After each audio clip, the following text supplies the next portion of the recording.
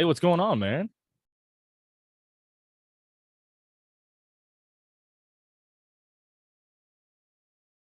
Are we having them already? Are we? Yeah, I'm seeing a lot of chopping. You got that what's the max headroom thing from the 80s and 90s? Where you're kind of yeah. Yeah, hey, it's live. That's what they say, right? That's what happens. Live for some, I mean, like as far as getting behind a microphone, it's been years. I would say probably it would have been the last podcast that Shifty and I did, and I couldn't even tell you how long ago that was. That's probably years ago now. If memory serves correct.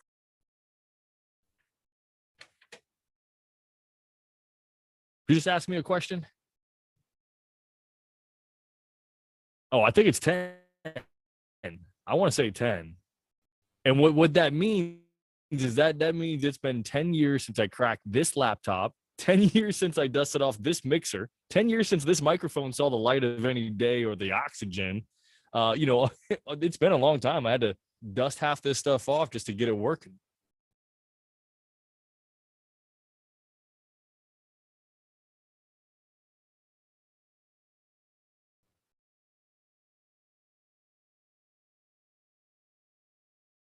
No, I kept it in a closet. It's all, everything now is pretty small and compact. So I was able to kind of put it all into a duffel bag, and outside of like the mic stands and things like that, that kind of gets just stuck into a corner. But most of it just fit into a little gym bag, and I was able to kind of keep it inside for a long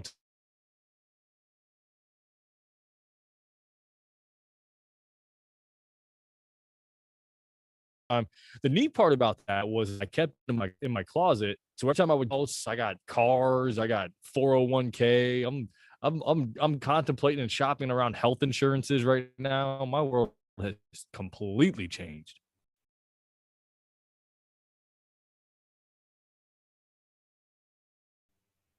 I got catapulted and thrusted into that, man. I got we're gonna keep talking over each other. We got a little internet connection thing going on here.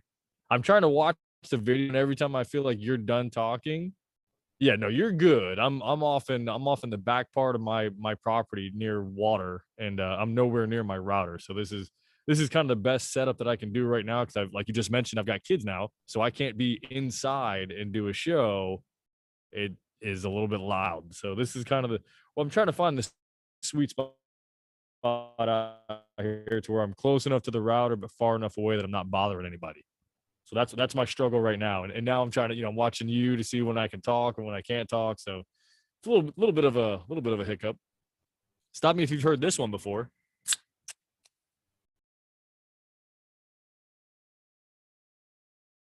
Oh, it's so refreshing.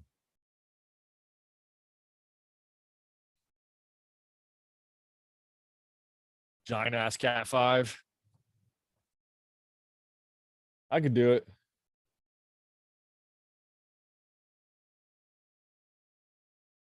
75 footer. That's a pretty big, pretty long cable. It might work. I might just move. I just might move everything a little bit closer.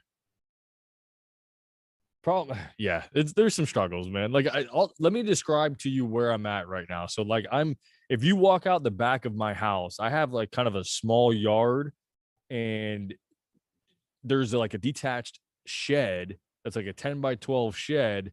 And that's where I'm at now. And if I go any closer to the house, I'm going to be right next to the air handler. So when that kicks on, you're not going to be able to hear me at all. And I'm not going to be able to hear you at all. So like I'm kind of right for right now until I can find a better spot. This is kind of like the best I can do. So I think you're right, man. I'm gonna have to go get like a long Cat 5, long Ethernet cable, and snake that thing through a window or something, see if I can get a solid connection.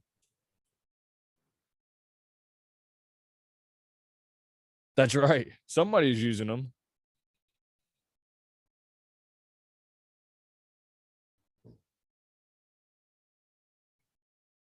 I was gonna say, yeah, like 10, 15 bucks, something like that. You can get those things. They remember when you used to have to try to pay for an HDMI cable, and now they give them to you. Like you don't even have to buy like a like an Apple. They just give you HDMI cables now. Same thing with the Cat fives. Oh, like the HDMI cables? For a while, I was hoarding those things, man. For a while, I was like, man, I'm gonna hang on to these things. I'm gonna use this one time. Like the little 3 footers, right? Like the 1.5 footers. Yeah, you can't use those for anything. But they'll throw two or three in there. I go and buy like the swivel TV mounts. So if you want to put your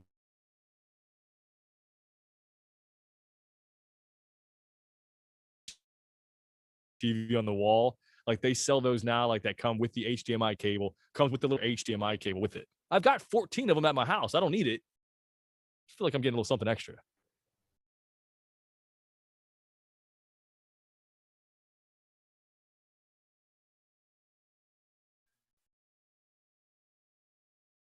Oh,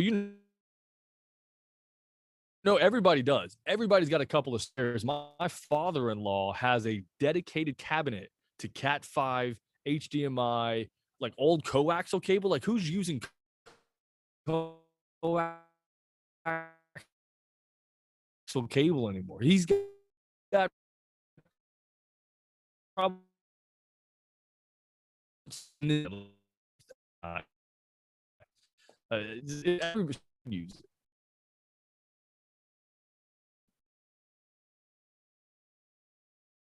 No, I think the coax is just like the white cable, right? Yeah.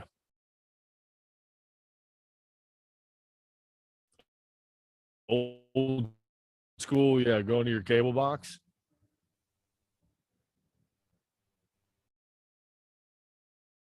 Oh yeah, the optic transceiver, whatever that is. What with the optics transceiver thing? Some fancy boy surround sound.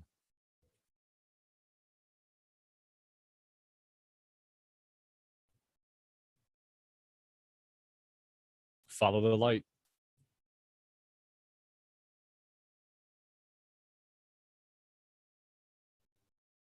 What the coaxial connector? The light, yeah. Well, you bring up a good point though. Talk about things that TVs don't need anymore. When's the last time you seen a cable box? I'm sure they're still out there. I haven't used a cable box in probably I don't know. I want to say about 3 or 4 years now. I cut the.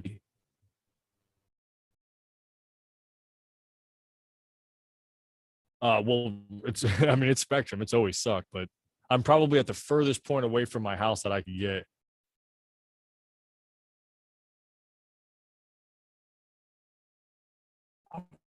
Do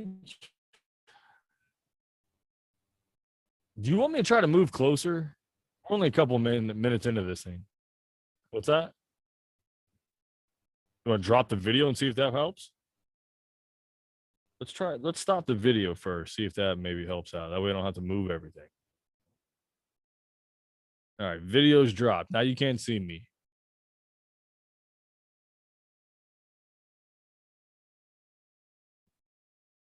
Is that all you can see? Was just my face? Man, I had lofty plans for this little interview, man. I'm like I was explaining to you last night. I've got my detached shed is now like kind of my pseudo in progress man cave. I had one in the house. We've got like a three two bedroom. So before we had kids, I had a man cave as one of the rooms. She had like a she cave as the other room, right? She does hair, so it was like kind of like a salon and like a little craft area or whatever. So that was her spot.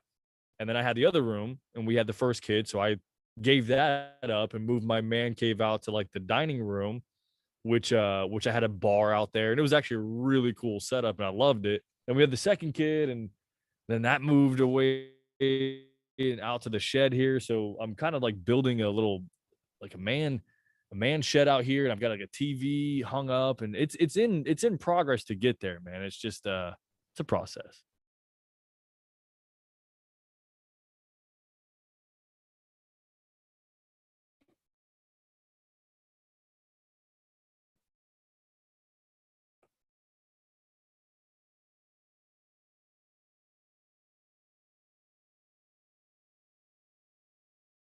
Whoa.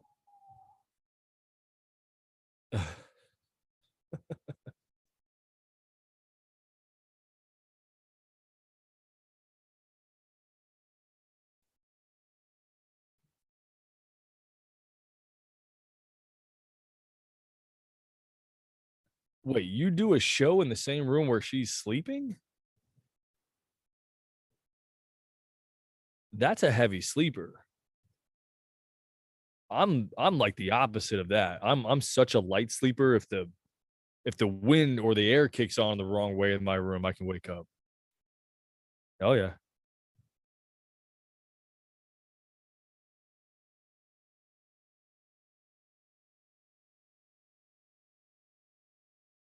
Oh yeah.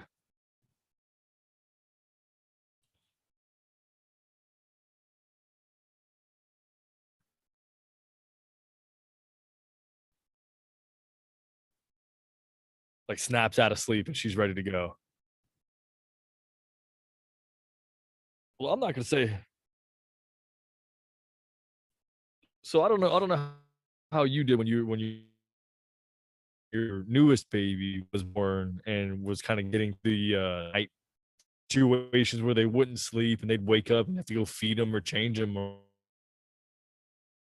monitor go off, the baby starts fussing, it starts to cry, and you're awake, you know she's awake, and it's like the first person that actually shows that they've woken up is the one that's responsible to go get the kid, right? So I would I would try to be as quiet and as still as possible so I didn't have to get up and go take care of the kid. As she's looking at me through a window right now, I don't know if she can hear what I just said or not, but I may have just exposed my secret.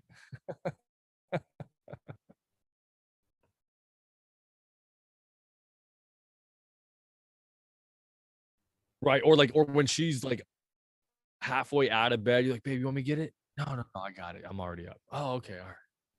Yeah, you show a little bit of effort, right? Chestnut checkers.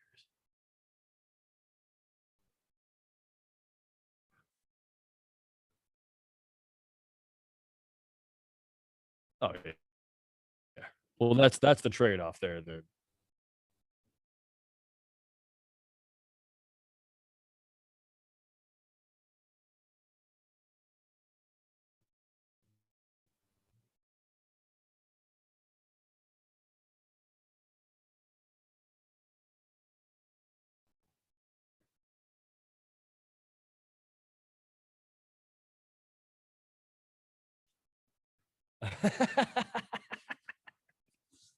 I need some whites done.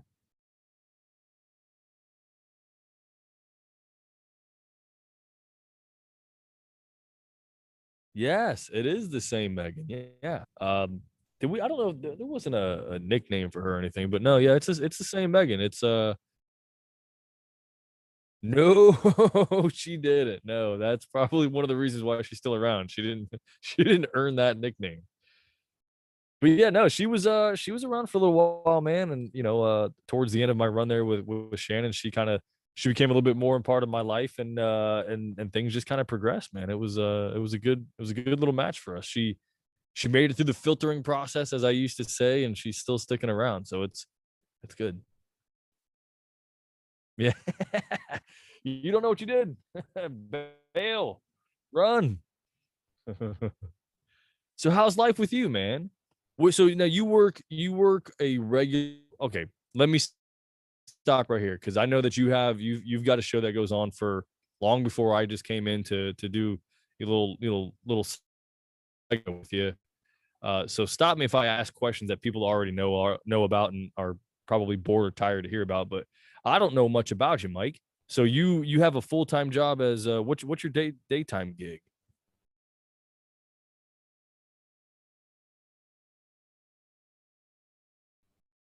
Home health setting.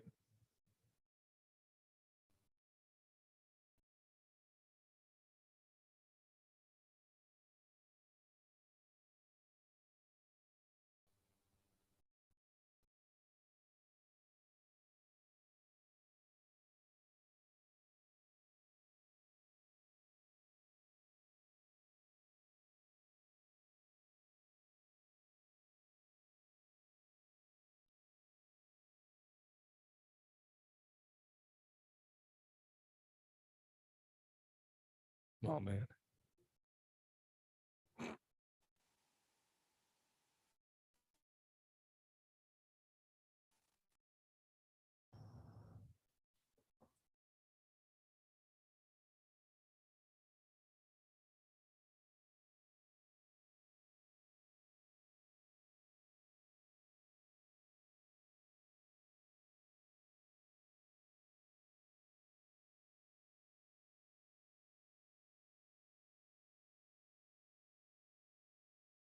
Like bed sores? Is that what is that the kind of stuff that you cut out with the internet thing is still a struggle for us. So like you kind of cut out for most of that. So like are you doing is that the kind of work that you're doing? Yeah.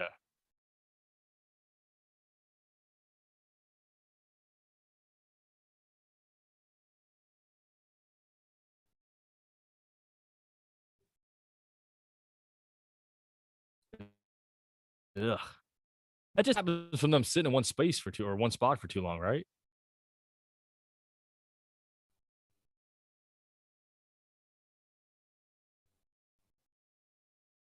Dang.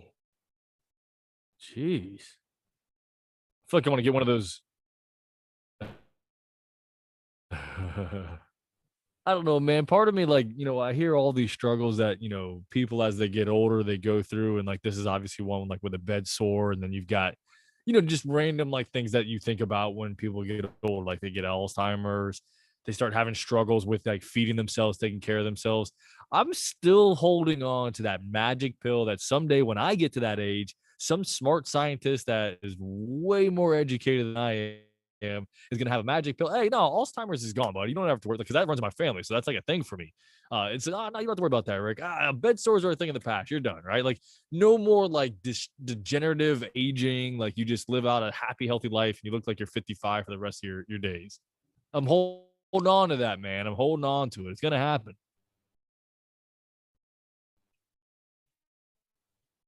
I want to look like I'm 55 all the way until it's over. That's what I want to do. Because if you think about it now, like think about it now, right? Like there's your average 70 to 80-year-old guy. You right now, if you picture an 80-year-old guy, you know what he's looking like. You know what he's wearing. He's wearing those big, old guy K Swiss, right? Or whatever the Velcro shoes are nowadays. So probably some tall socks. A light because there could be a chill in the air. You don't want to get that draft on the back of your neck. That's right. Like I think the way that an older guy wants to dress and act is changing. Like they're dressing younger, right? They're not necessarily just going into, all right, well, let me go get that tan sweater and the khakis and the polo. I feel like it's changing. Like, do you see? Because I think you live in a little bit more of the older like population, right? Are they all still wearing the same kind of stuff, or is it changing?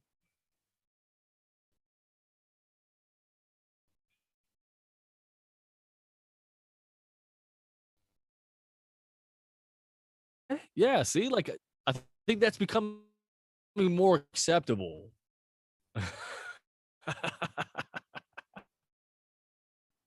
I mean, man, I don't want to start going down that. It's easy though. You think about how much quicker you can get out the door if you're just a zoom, zoom, right? You don't have to loop, swoop, and pull.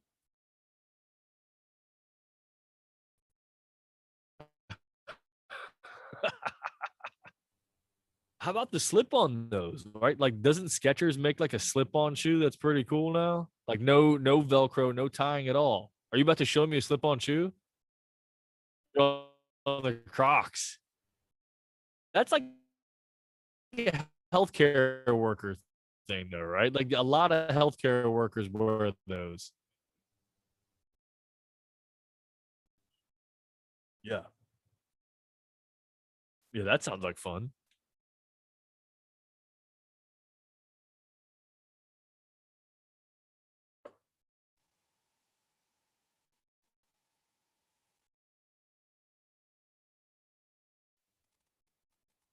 And those are them. Those things, I mean, like you said, those things are super easy to clean. You can just hose them down.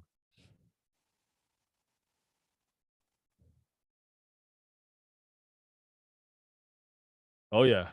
Oh yeah. Like before I get to work, most days before I leave the house to go to work, I don't actually put my clothes on until like I'm literally grabbing my keys and walking out because either my daughter's going to come over with strawberry fingers and put them all over like my work shirt, or the little baby's going to spit up because she had too much milk a minute ago, or one of those things is going to happen. So yeah, I'm right there with you, man. Like you don't, you gotta keep your head on a swivel when you got kids, especially if you're trying to look sharp.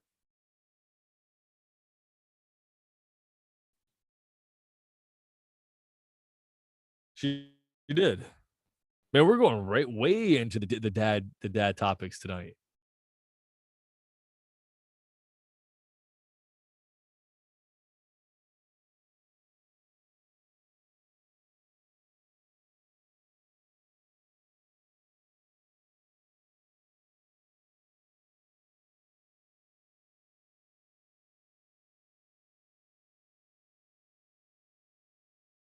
Um, like the baby food, like the puree stuff? Yeah, no, we just bought it. We just bought it.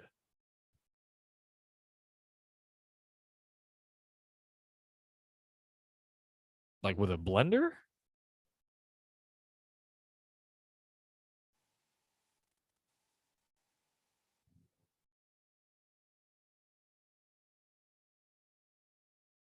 Right. And just give it to the kid when they're ready for it. Yeah.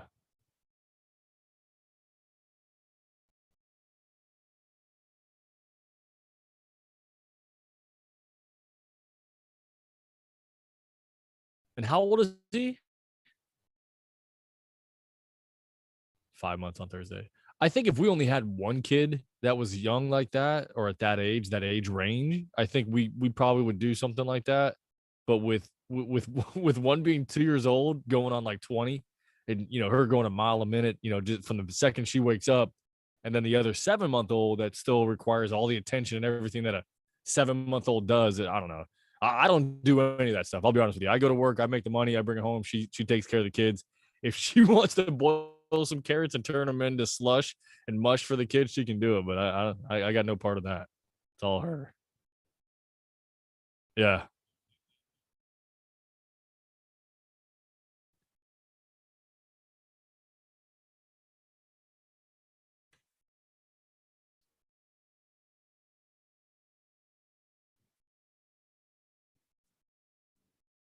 yeah. At that age, man, he probably takes what 2 or 3 naps a day.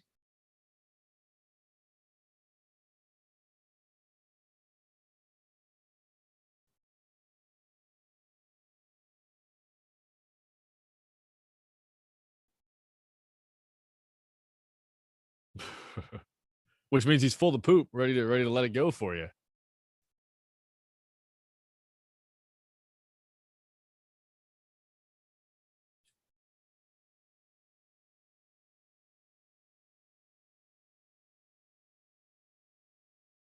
Like for the poops.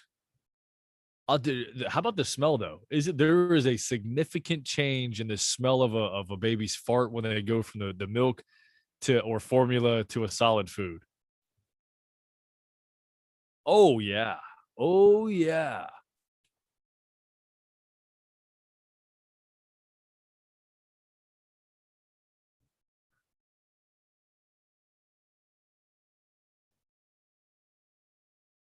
Yeah, yeah. And man, I don't know. Do you try? Well, you guys make your baby food, right? So we buy it, and it's whatever flavors they've got there at Walmart or Publix or whatever, right? She'll try to mix and match or whatever, and every once in a while she'll ask me if I want to try it. They've got a mac and cheese one. It's actually pretty good.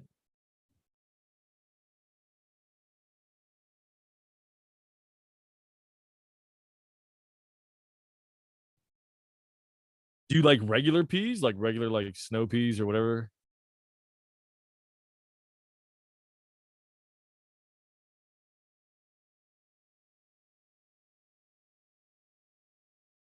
My 7 month old eats avocado raw. Like we just cut her a sliver of an avocado and she just gnaws on it.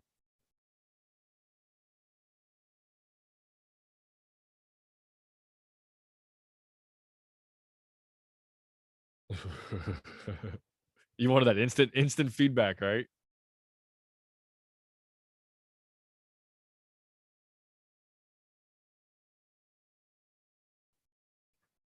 Wait a minute. Hold on a second. Are you telling me that you've got a rosemary plant and you're taking a sprig off of that thing and you're sprinkling some rosemary into your kid's food?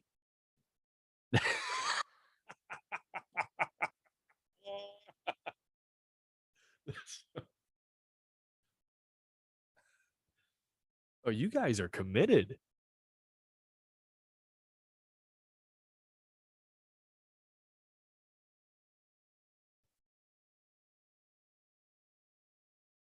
All yeah, my daughter's going through that right now. She doesn't want to eat anything. Oh my god. If we could find the go-to food for my 2-year-old, I would be happy. If we knew like for a small period of time it was mac and cheese, right? Just the, the box mac and cheese, you make it up, store it, heat it back up for her, whatever. She would eat it, and that was about a week. And now now we don't know what it is. Like there's nothing that she doesn't have a favorite food. She doesn't have anything that she looks forward to. I mean, obviously, like, she loves cinnamon rolls and stuff like that.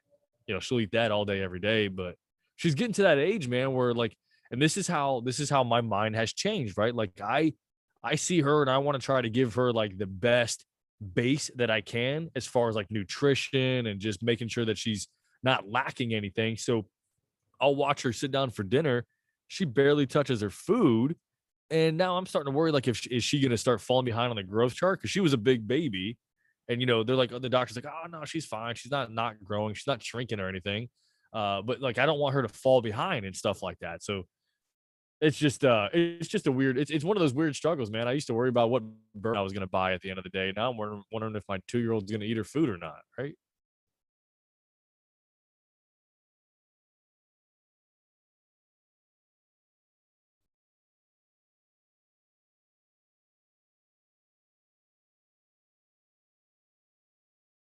Yeah. Yeah, you definitely wanna take care of that. That you don't wanna spill your beer on your mouse pad and then have that leak into the mouse. That's a bad deal. Yeah, no, we definitely went heavy into the dad topics here so far already, man. We definitely kinda jumped right into that, right into the deep end.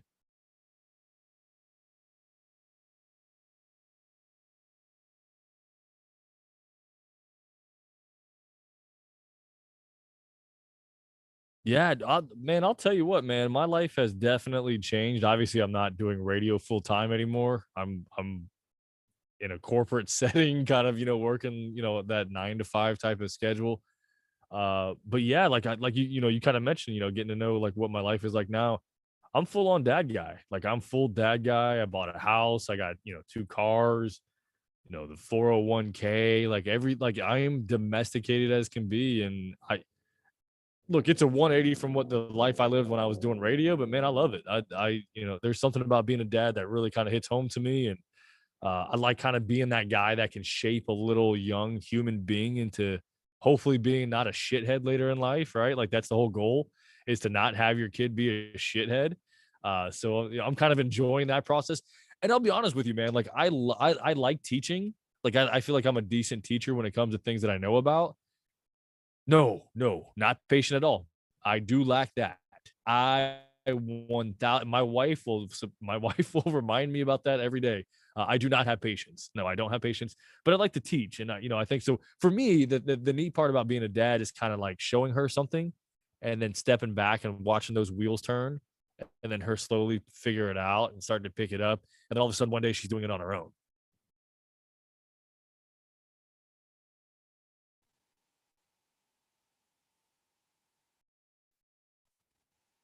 Yeah. For me, yeah, that's a big thing for me. That's a huge payoff for me, yeah. And, like, little things for me too, like, I wake up with the girls, like, my wife will, if it thankfully now, they sleep through the night, right? Which is a big thing as a parent. All you parents out there know how big and important that is, right? So, now that she's not getting up through the night, I will get up in the morning at, 5 or 6 whenever the girls get up and just, let her sleep for another hour or 2. And so, like, little things that she learns and does on her own, which I think are very cool, like, to go in the morning and open up all the blinds and let the sunlight into the house. Like, for her to spin that little rod to open the blinds up, she knows how to do that now. Like, and that's, it takes a little bit of hand-eye coordination, takes a little bit of dexterity.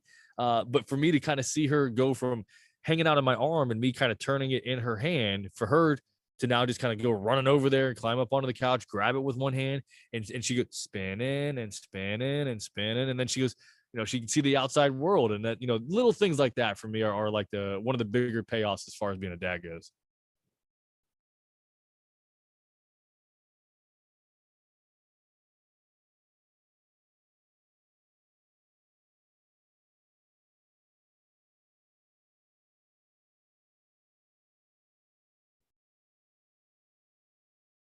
Yeah. Yeah, she's amazing, man. I know that he's super proud of her, man, and just kind of being watching it from, a removed position, man. It's pretty neat. She's an incredible girl. She's super smart, man, and she's obviously a really good athlete, doing the swimming stuff and everything. And I know Shannon's super proud of her, man. So yeah, it's nice to kind of be able to talk about that stuff. Everybody loves the dick and fart jokes. Everybody kind of loves the bust balls, but there is another side of life, right? There is a whole another side of the world. And you even mentioned, kind of being in the healthcare industry. I almost wanted to crack that corona topic with you, right? The whole pandemic and everything. And I'm sure you've beat it into the ground over the last year and a half or however long it's been. But uh you-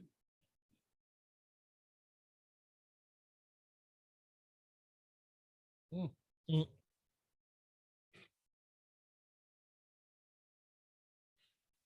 you're getting censored.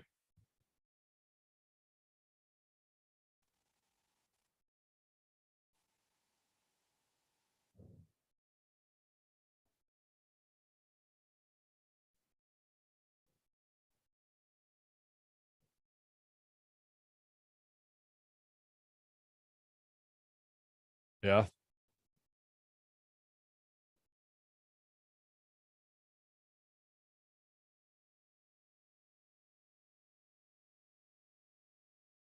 yeah, yeah,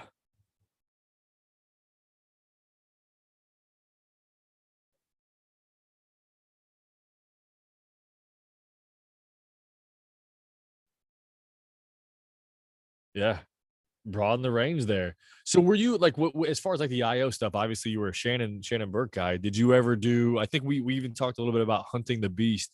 Were you ever into like the conspiracy show, like the Dangerous Conversation? Did you get into that?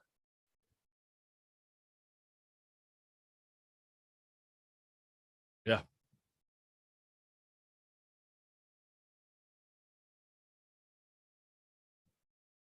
yeah. Oh, Razzie.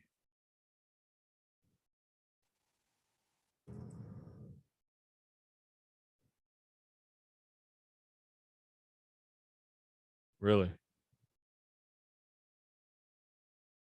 Yeah.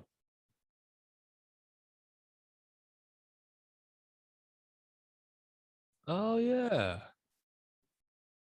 Yeah. How about that, man? You're bringing up some names, man. I haven't heard those names in a while. Yeah. He was hosting for a while, right? Wasn't he hosting a bunch of different shows? That was his thing for a minute. Yeah.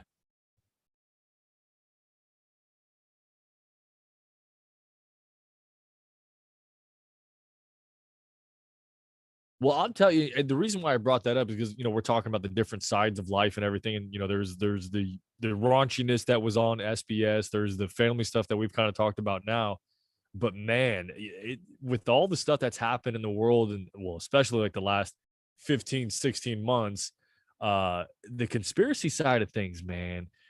I don't know if anybody else is like this, but I think back, obviously, talking about ledge and dangerous conversation could be a whole show in itself, but to think about, what Sean Raz and Rob Revere and the legends of the world we're talking about, 10 years ago, and to see that sort of stuff being exposed now, man, if you can't look back on that and be like, man, I wish I would have dove a little bit deeper into that. I wish I would have sunk my teeth into that a little bit more. I wish I would have looked into this a little bit more. Cryptocurrency. What's up with cryptocurrency, man? We could be millionaires right now. GameStop, right? You know what I mean? The cryptocurrency world is taking off. It's nuts right now. Do you? I haven't pulled the trigger on anything, man. I want to. I just haven't done it yet. Yeah, but it's almost up at like, yeah, it's at 30 right now. Is that what it is? Yeah, I got a buddy of mine that put a couple thousand shares on. I think he's waiting for it to get to 40 cents and he's going to cash out.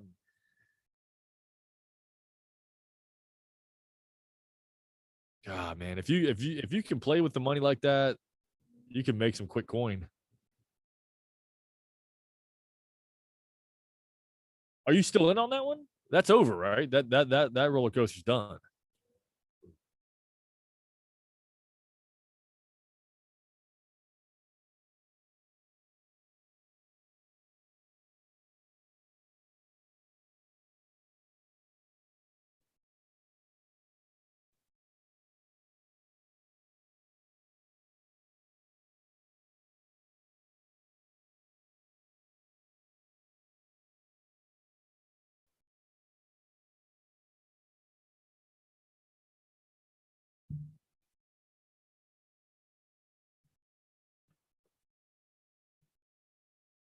All right, so maybe you can educate me on this. Maybe you can kind of teach me a little bit on this. So, like, I hear what you're saying, and this has kind of been like my hesitation on jumping into this whole world. Doesn't somebody have to want to buy those stocks and those shares for you to make any money? Say it again. So specific to the GameStop situation is what you're saying, right?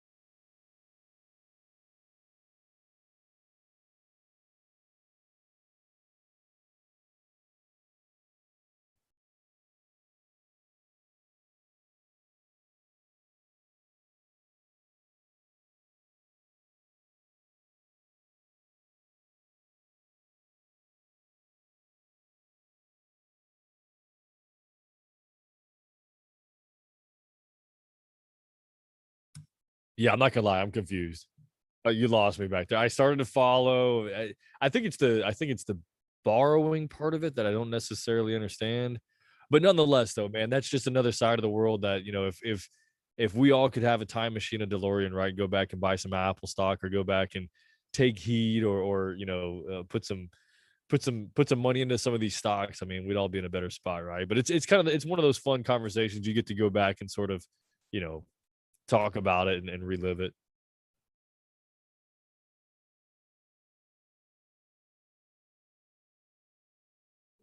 What what's it at now? 159.30. Jeez. Well,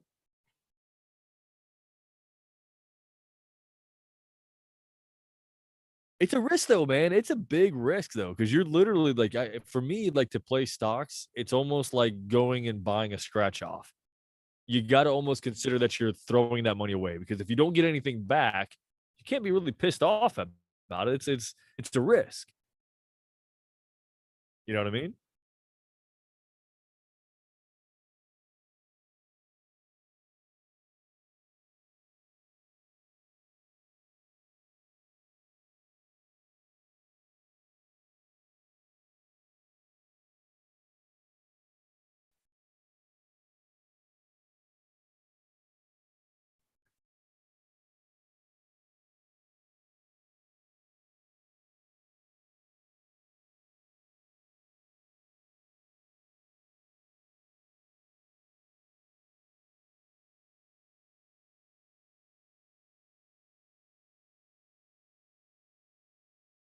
Yeah.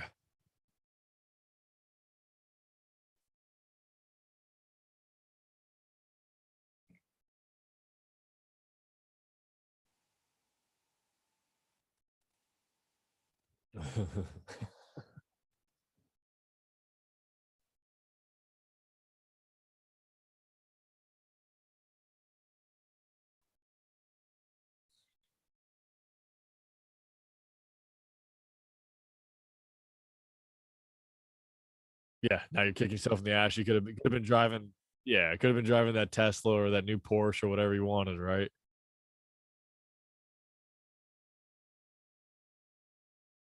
Hey man, that Volkswagen still starts, don't it?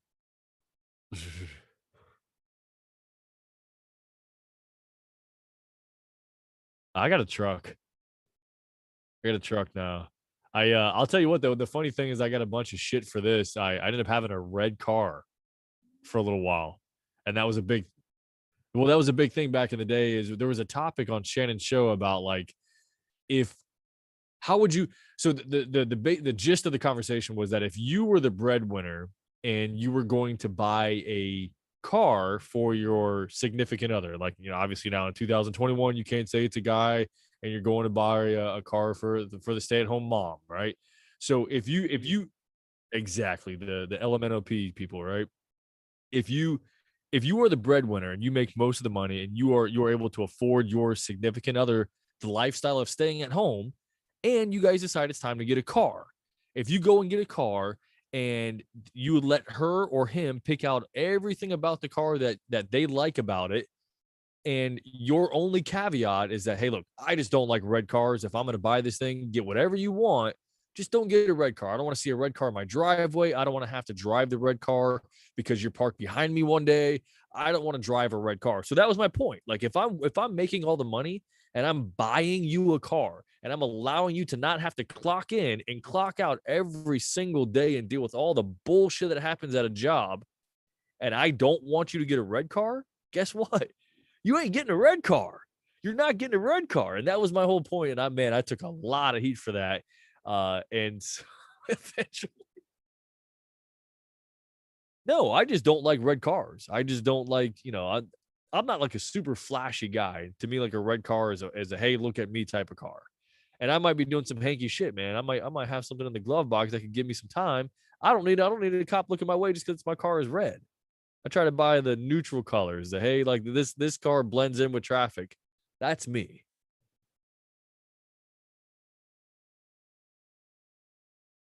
You drive a minivan. You got two kids. You don't have 20 kids. What are you driving a minivan for? Like gas mileage? Okay. Yeah.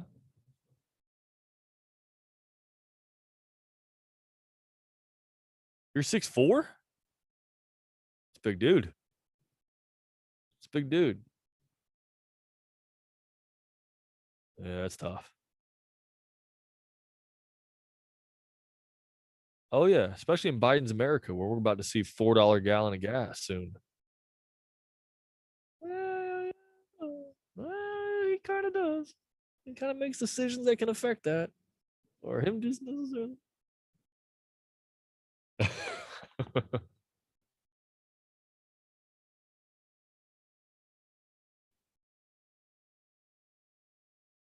Yeah, yeah. That's another topic.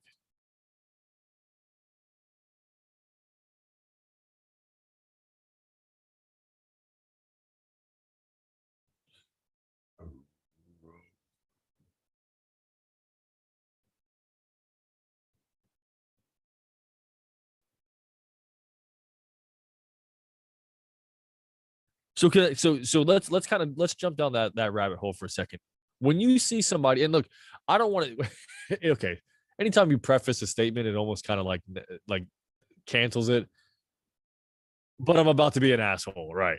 So I don't want to sound cold hearted, right? Because everybody cuts their own deal, everybody makes their own decisions in life. But when you, as a healthcare worker who have made the right decisions, so from on the surface level, I don't know everything about you, but it seems like you got a pretty decent head on your shoulders. You're doing okay in life. You've made the right choices along the way. You've also had the chance to make bad choices along the way, and you chose to make good choices. So when you look at that person that can't afford their medicine, does any part of you wonder, I wonder what mistakes they decided, fuck it, I'm going to make this mistake instead of the responsible one, and I'll worry about that later. I'll let it be somebody else's problem later versus them saying, okay, you know what? If I make this mistake, that could possibly that could mess with me down the line. I'm not going to do that. Does that ever cross your mind when you see that sort of thing, when you have empathy for those people that can't pay their prescription bills? And so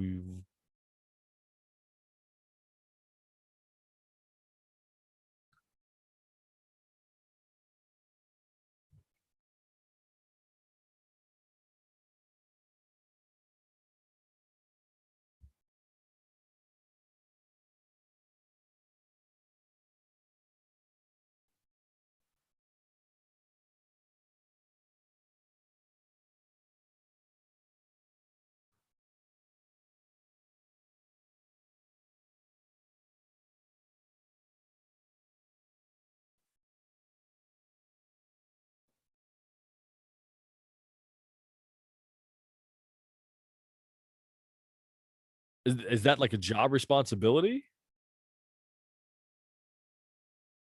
Wait a minute. So you to go over there and care for their bed sore or for to make sure that they're taking their medicine, you now have to actively make sure that their dog would be taken care of if a hurricane hits?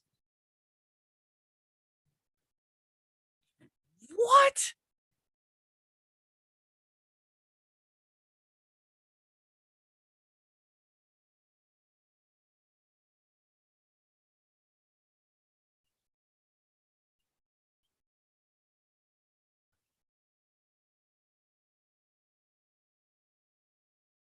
Yeah.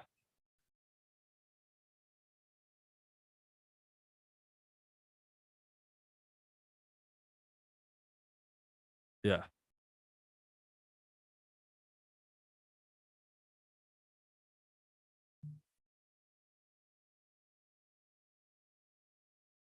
Are there ever any times like when you go ahead, I'm sorry. Well, I was gonna say house doing are there ever times like where you're at somebody's house and you have to care for them or whatever, and you're like, man, this motherfucker didn't do shit to help him over here cleaning him up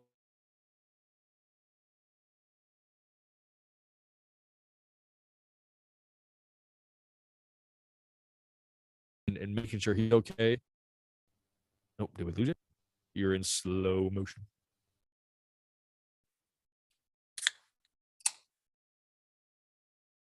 Yeah, no, I was just curious to see if there's ever a time like where you get frustrated to the point where you're like you second guess the amount of help that you're giving somebody.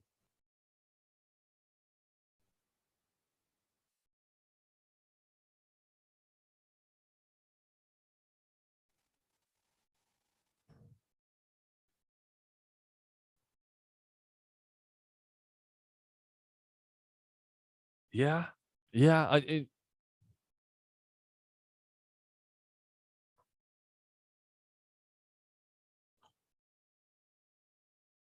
yeah, that would piss me off. I don't like when people take advantage of somebody because they're in a, a bad spot like that, especially financially when you know that person is not well off, and probably struggling to make things meet the way that they are. Yeah, I don't like that.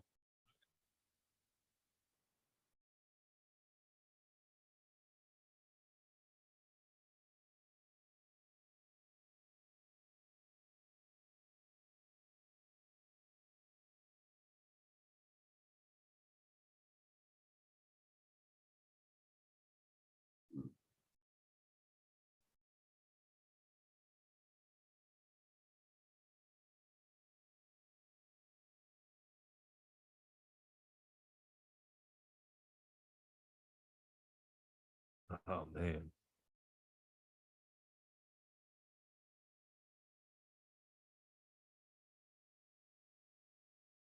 Jeez.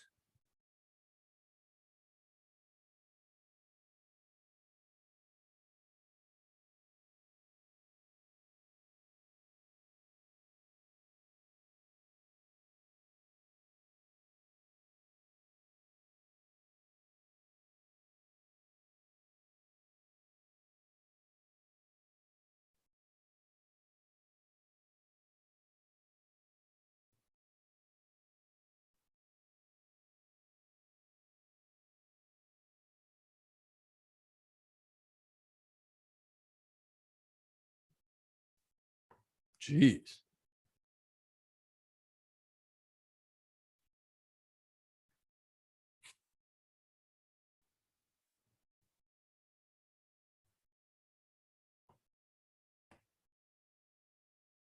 Hmm.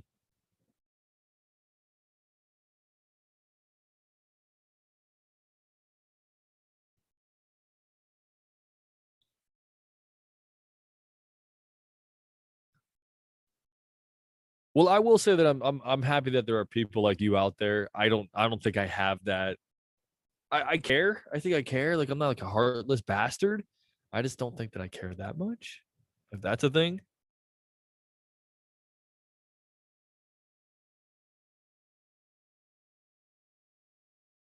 Yeah, but in order to even if you have all of that knowledge of what's right and what's wrong and the knowledge of knowing how to fix it, you still gotta care in order to do it.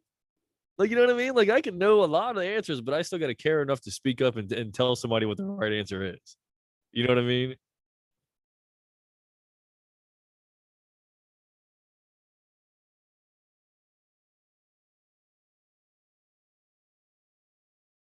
Sure.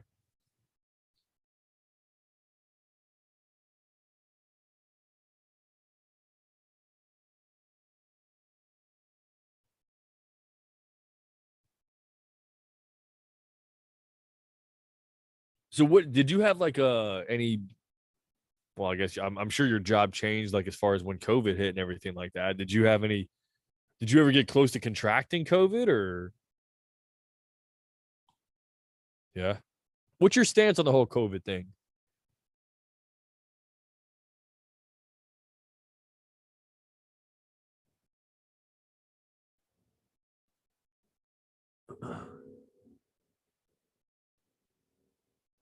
Yeah.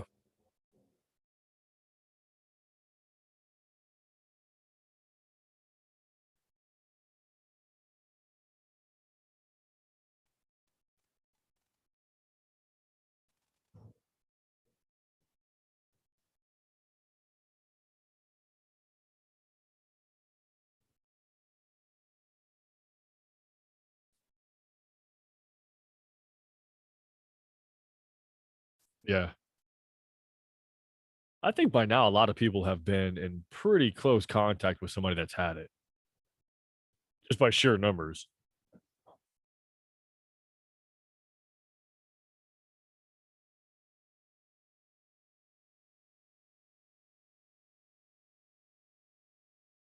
That's interesting that you say that because my physician, when this whole thing started, he's like, Rick, take your vitamin D. You got a vitamin because I, for whatever reason, have a vitamin D deficiency, and he's like, you need to take a supplement. I'm like, okay, whatever. And the next time I came in, he looked at my levels, whatever, from the blood work. He's like, you're not taking your vitamin D, are you? And I said, no. He's and then he like he's he kind of knows a couple of people in radio, so he doesn't talk to me like a regular doctor. He's like, Rick, what the fuck are you doing? I told you to take the vitamin D. I'm telling you that it works. Take the vitamin D unless you want to catch this thing. So I've been taking it, and I've been around a lot of people that I've had like direct contact, like in a car with somebody who told me like the following couple of days, hey, bud, I tested positive.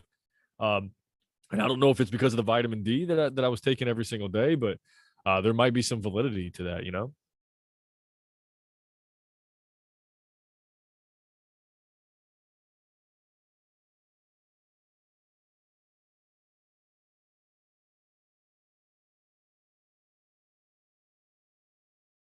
Yeah.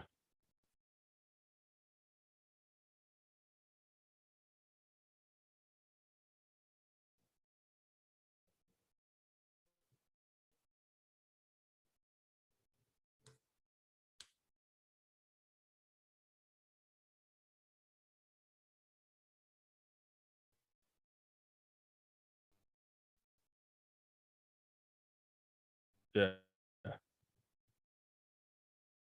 Look, I mean, I don't want to chance it. Like I feel like it's one of those things. It's almost like the ocean, right? You know it's there. You want to have a healthy respect for it. You know what I mean? But you don't want to be scared of it. That's kind of how I'm looking at COVID. Like I don't want to dance with it. I don't want to contract it and see what it does to me. Like I don't want to get that close to it. I just still have like a lot of people out there, things just don't add up to me. I'm not saying that it's not real. And this could be a whole another conversation, man. I don't know how far you want to go down this thing, but It's something doesn't seem right about what we're being told about it. And I think that's clear. That's obvious. Like it does not pass the sniff test. And so that to me makes me kind of just second guess a lot of things. Where these numbers are coming from, the death rates that are being reported aren't necessarily 100% caused by COVID. There's a lot like you. I don't know. You probably heard the story. The guy that died in a motorcycle accident, his cause of death was COVID related. He died in a motorcycle accident. You know what I mean? Stuff like that to me, uh, you know,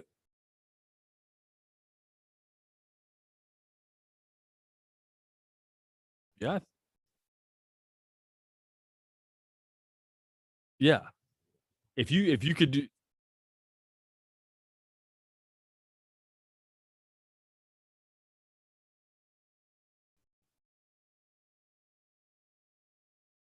I heard it was like a $1,700 credit per patient that died of COVID related issues. I mean, that's a lot of money, man. You start talking about the thousands of people that are quote unquote dying from this, and you can put a grand on each one of them. That's a lot of money.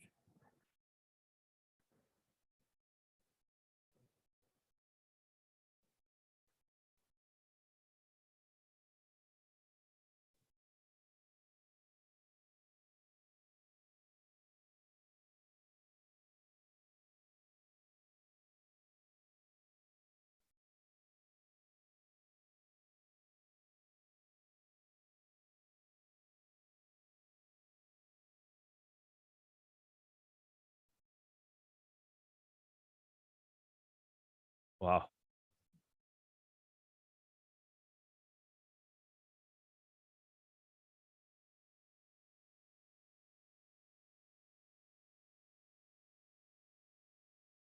Mm.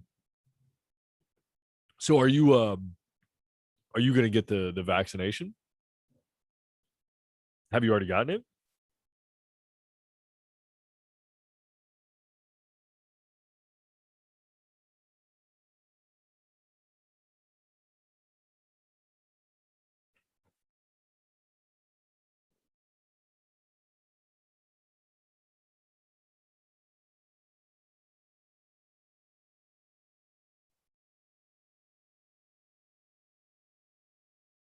So what is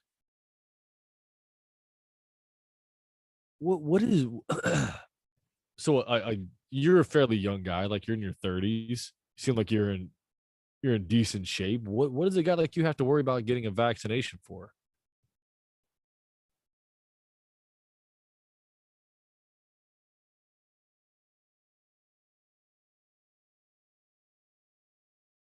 Yeah.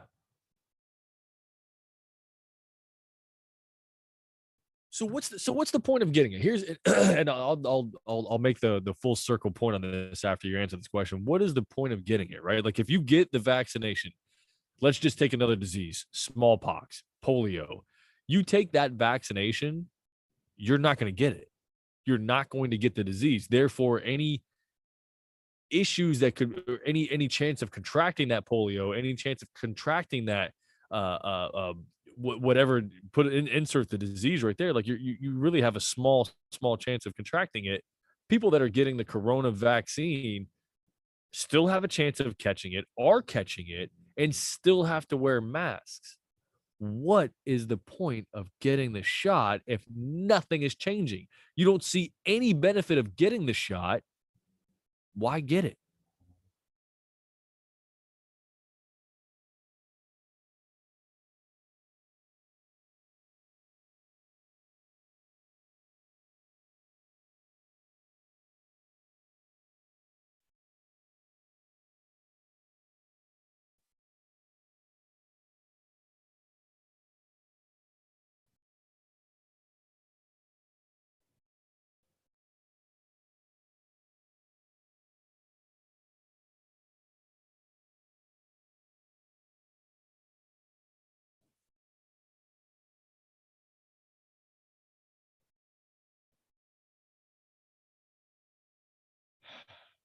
Okay. That's probably one of the better explanations I've heard when I've asked that question. But the problem I have with it is that you get the vaccination, you can still get it. You know what I mean? Like your rationalization was like, I want to get the vaccination because if and when I get it, I just don't want it to be that bad. Yeah. But your immune system can fight it off without having to worry about getting a vaccination first. Hello. Hello.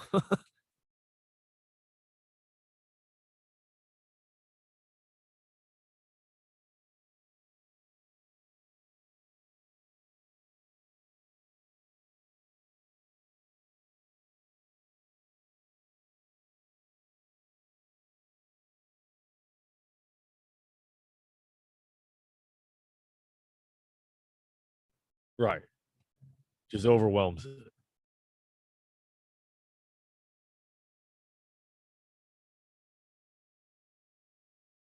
Oof.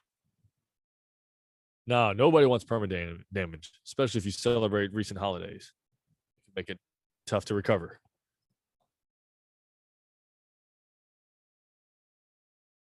Um, I got a little bit more time, man. I got a little bit more time. Sounds good. Yeah, I'll go take a leak. Perfect.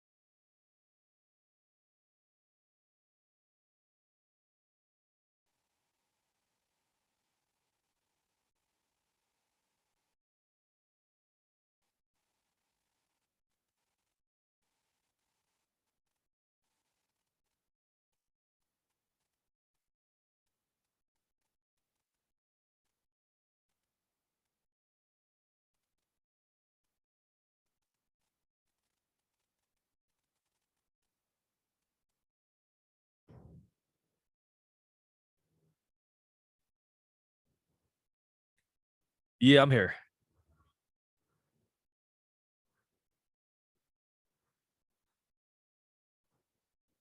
It's a full on legit production here.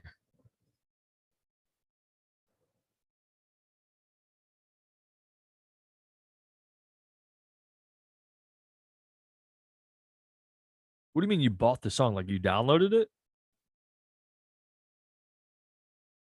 You had a guy write you a song for your kid? Man, I feel like the worst dad ever. Don't tell my wife that. She's gonna hold that over my head. Well, you don't have a song for your daughter, do you?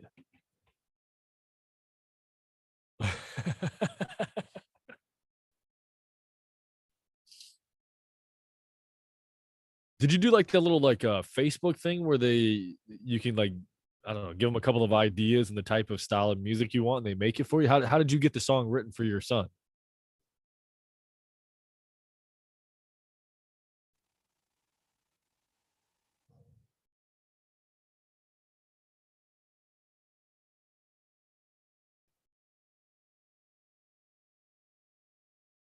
Love that name.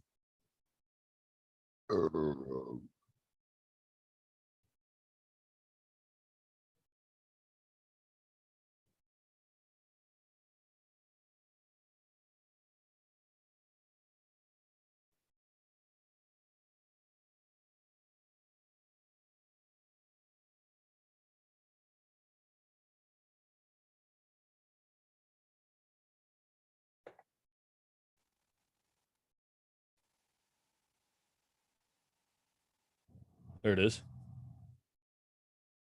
Look at that. It's a whole thing, whole playlist right there. So is it all like the techno EDM stuff that I just heard, or what?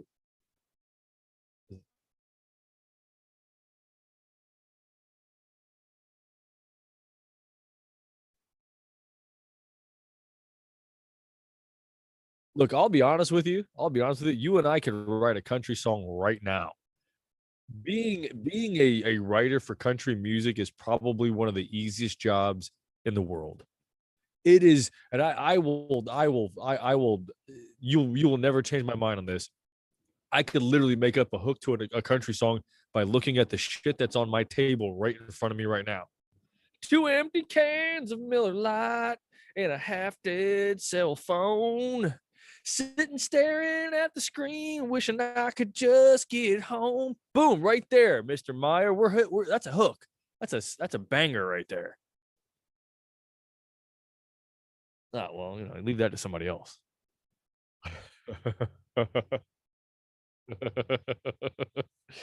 So I see you got like some Chicago Cubs. You got a little Bears jersey in the background. Are you from that area?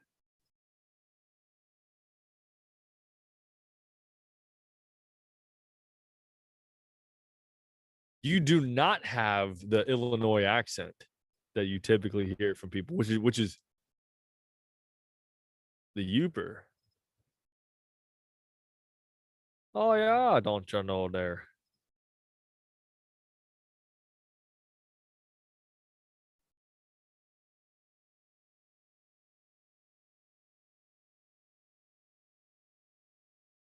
Yeah. Where is it? Isn't it? I thought it was like isn't it Illinois that has like the A's? Like the A's are really oddly pronounced. I could have that wrong. Well, no, I mean that's yeah, no, I know that one, but there is like a I thought it was somewhere in the Midwest right there where like the A's are very like drawn out or something. I don't.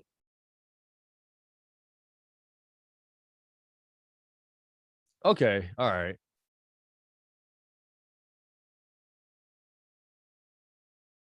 You know what's weird too is like I'm born and raised right here in like the Tampa St. Pete, Florida area. So to think of like an area of this country where there are multiple like accents, you know what I mean, and dialects that come about just from like different pronunciations. That's kind of interesting to me to think that you might drive an hour or two this way and people are talking totally different. Down here you either get country ass guy or you get kind of regular dude.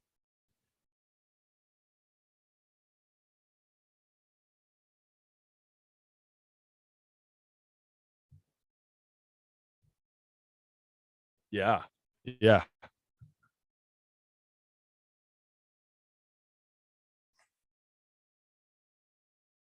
Y'all flew here. We grew here. That's actually what my shirt says right now.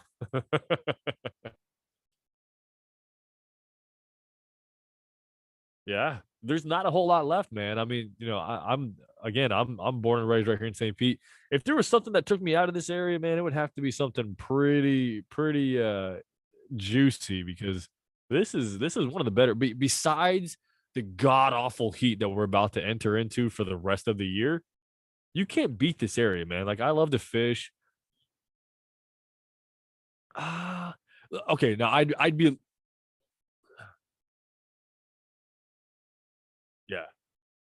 Right. Exactly. Yeah. So that's that. I'm that guy. Like I want to see. I now ideally, eventually, one day, I'd like to go live somewhere where I could see the seasons change because I've never seen that. Right. Like I've never seen it go from bare, bones cold of January, February into the spring blossoming summer and then into the fall leaves dropping and see that I've never seen that. So to me, that is a very interesting part of life that I haven't experienced yet. Hopefully one day I will. But every time I do, people say, be careful what you wish for when you have to go out there at 5, 6 o'clock in the morning, shovel your ass out of the driveway so you can get to work. It's not as great as people make it sound.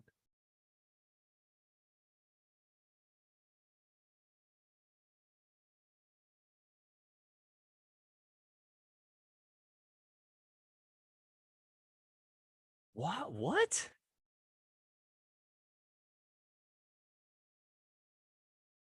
Oh, jeez.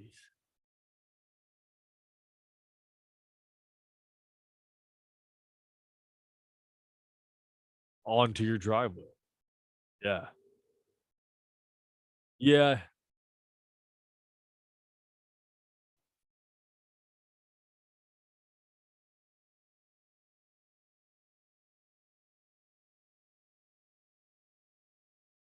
Yeah, fuck that. I hate that.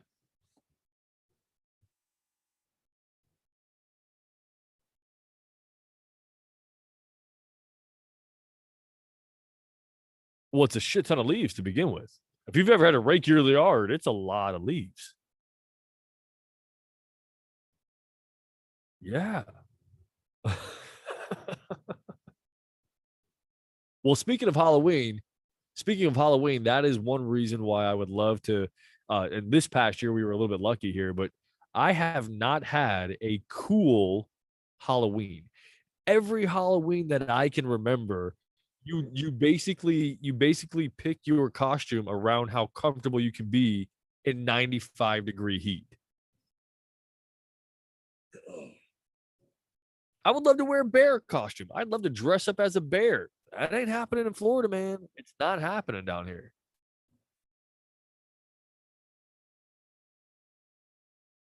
I believe it. I believe it. Yeah. Yeah, and you don't want anything on the top of your head. You want it like loose fitting. Yeah, it's a whole thing. Like you definitely plan your costumes around the weather down here. So maybe eventually one day I'll be able to do that. Like, cause I think it would be cool to have the which is okay because most costumes are full covering or heavier material. You know what I mean? A lot of it is.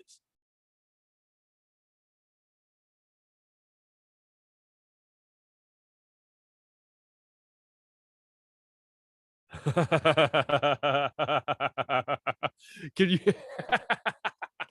I'm picturing now Chewbacca in some old school like '80s NBA basketball shorts. Oh, picture Teen Wolf, right? Like, what's your boy's name? Yeah, picture that's what I'm thinking of Chewbacca, right? Oh, don't do the shaking thing, man. I was gonna do that. I held myself back.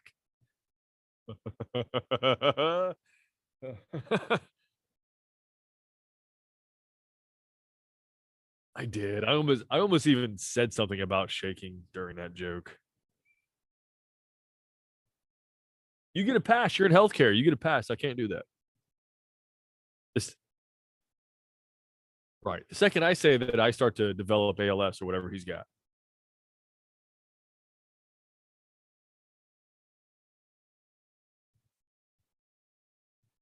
Okay.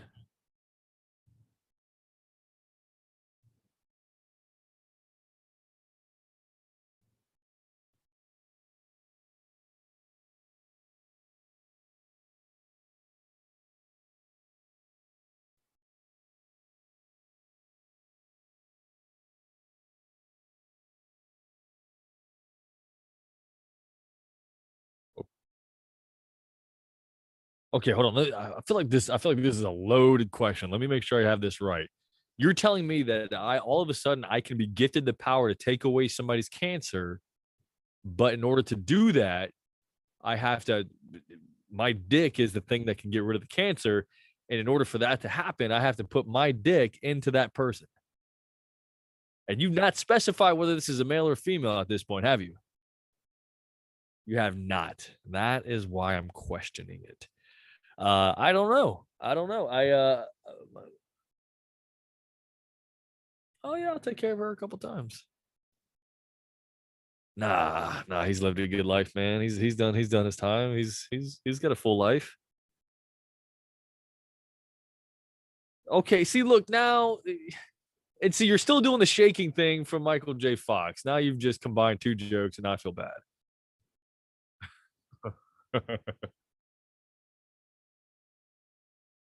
No, man, this is getting weird, man. No, everybody's gonna have cancer except for hot chicks. Everybody but hot chicks, and big booty bitches are all gonna have cancer.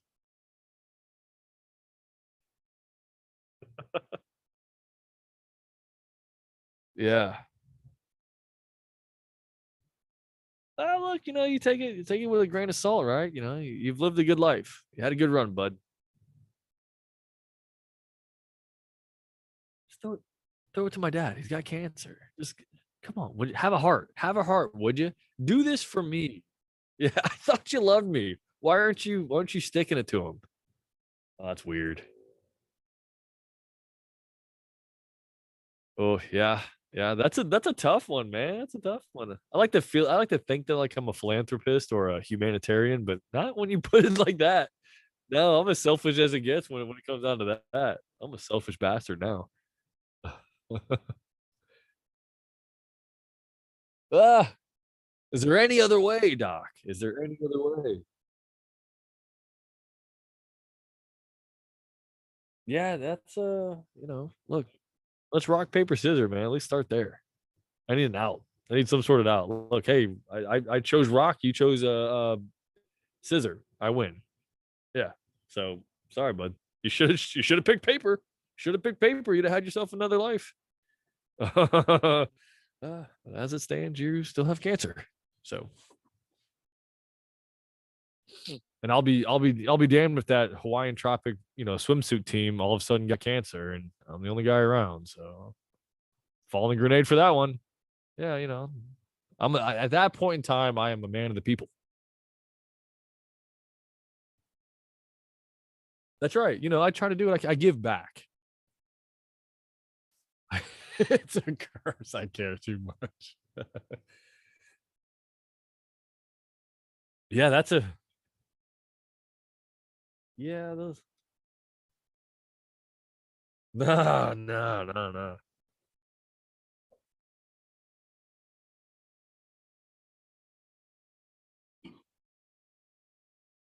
Well, no. Well, that's a good point. Now you have kind of control of the population, right? It's almost population control at that point. Like you're like, okay, well, look, you're definitely not fitting my mold. See, now this is getting to some Hitler type stuff here. You're now trying to create a super race, is what this is boiling down to, right? Yeah, this is getting into a dicey, slippery. I was, I was a blonde dude for a long time. I got dark hair now. Yeah,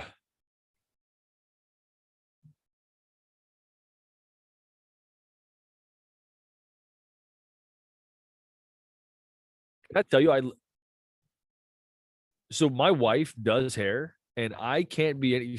You may or may not remember this. I'm a cheap bastard. I do not like spending my money. I like to keep it whenever I can. And paying somebody, $15-20 for a haircut sucked. My wife's a hairstylist for as long as I've been with Megan. I've not had to pay for a haircut.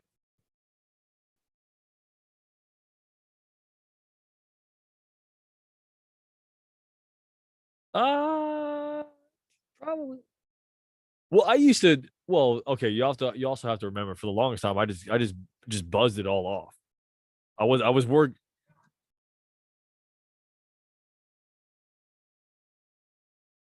for years. I was working whatever 60-hour weeks, for radio and stuff. So I just had a hat on. I wasn't going out. I wasn't doing anything that I had to care about my physical appearance. So I just buzzed it all off. I could even do it at the house if I really ran into a jam. So yeah, so now she cuts it, so it gets a little bit longer, but at least I don't have to go sit in a line, right? Like I don't have to go to especially during Corona or COVID or whatever, and go sitting somewhere with a mask on and flip through my phone and whatever else.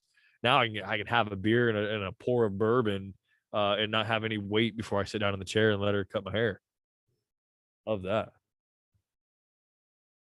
Yeah, man. I switched out of like when I was doing back in the day, man, I was doing some heavy beers, heavy beer drinking, and that caught up. That definitely caught up. So I moved over to some of the brown liquor, man. I really fell in love with bourbon. I love bourbon now.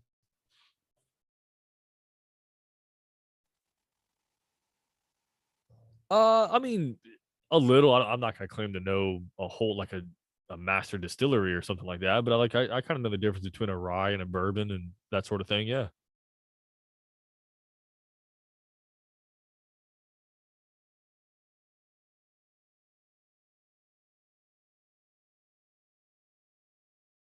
Yeah.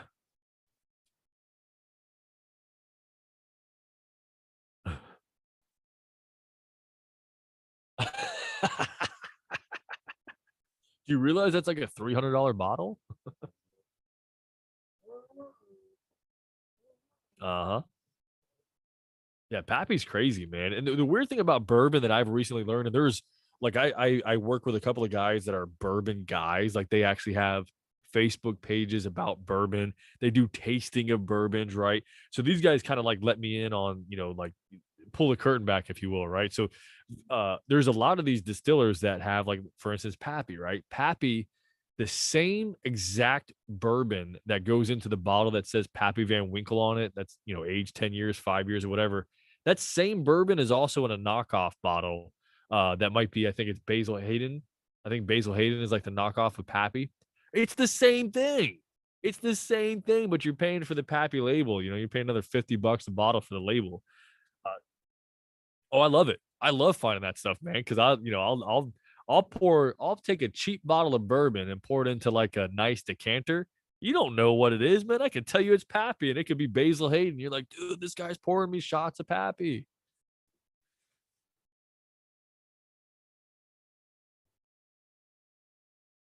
You got a decanter when you bought your Harley? Explain that.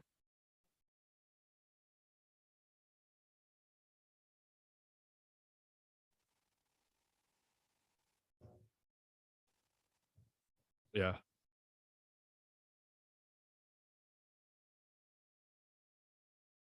my pot shop does that. Sweet,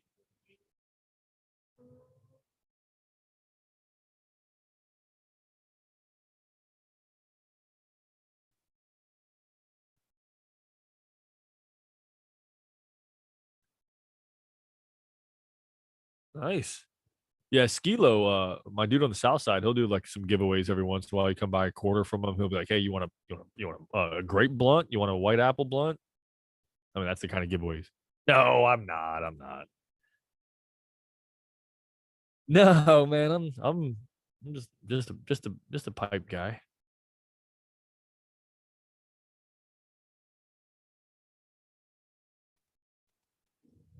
Yeah. Did you ever get into it before you got into that field or no? Yeah. No time for the devil's lettuce.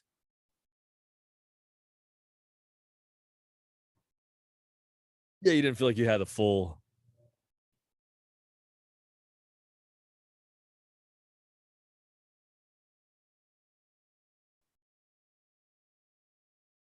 Yeah. Yeah. You probably got lightheaded and went right down. He felt like a sack of potatoes. That'll happen. That'll happen. Everybody's got that uncle that turns them on to it, man. I had an uncle that did it to me too.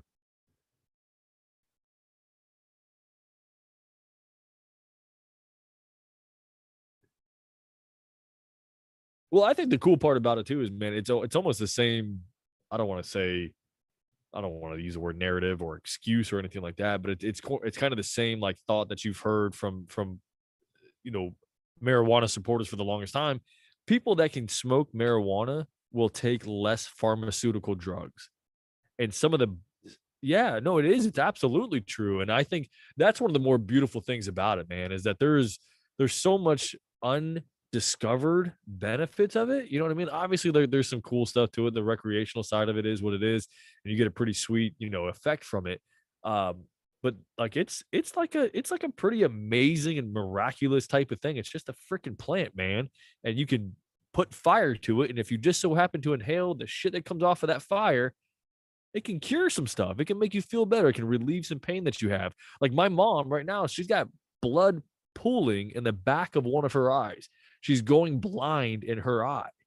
The doctor told her, "Look, I can stick you with a needle in this thing and start to, a needle into your eye and start to relieve some of that pressure, or you can go home and smoke a joint and relieve the pressure on your eye yourself." She's like, "What? I don't have to.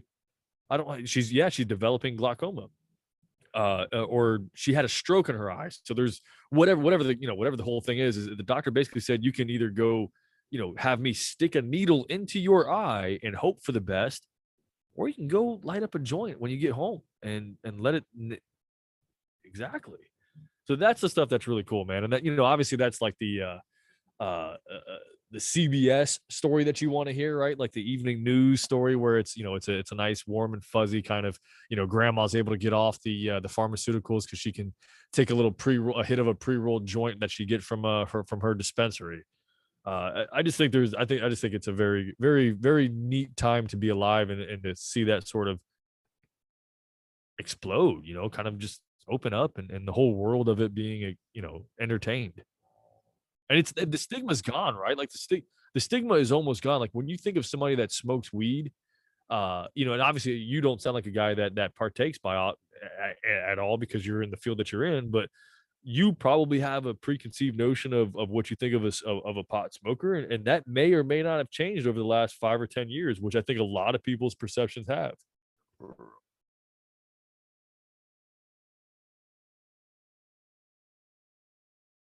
Mm.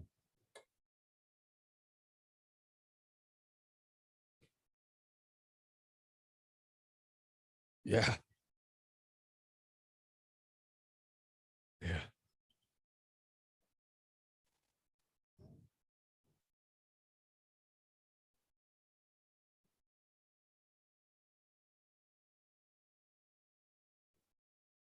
right. No, uh-uh. That's it. That's it.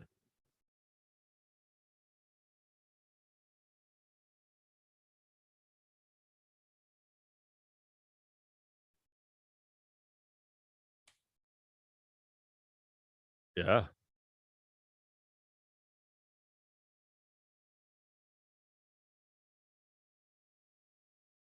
No, you're absolutely right. You're absolutely right, man. There's so many different benefits to it. That's obviously, that could be a whole deep and beautiful conversation, man. But yeah, it's like I said, man, it's a pretty interesting time. I'll be honest with you, 10, 15 years ago, I never ever thought there would be a day I could walk into a store and look at a menu and be like, I'll take some of that, orange kush cake right there. Or I'll take some of that black widow that's over there. Or you know what? Throw in some of that shatter back there. You got some of that Durban poison shatter back there. Throw that in the bag for me.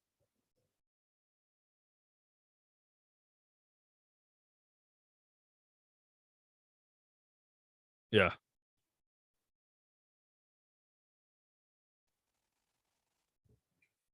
Yeah.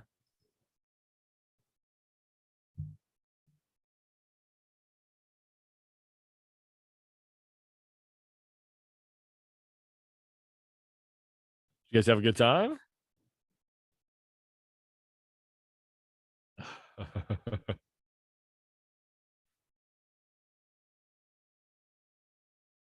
Yeah. You're having a great time, weren't you? It was awesome. No, and you will never be yeah, you'll never be chasing down a bottle of pills if you got a joint or a blunt or a bowl pack in front of you, man. It's incredible. It's awesome. I'm kind of excited to be alive for this time, man. It's awesome. Any pot smoker would be lying if they said they weren't excited about what's going on right now. Yeah, you have to go get your license for some states, and I think Florida's getting ready to try to go recreational. And there's, like you said, Colorado's recreational. California is, and some other states. But man, it's on its way, dude. Have you seen how much money these states are making?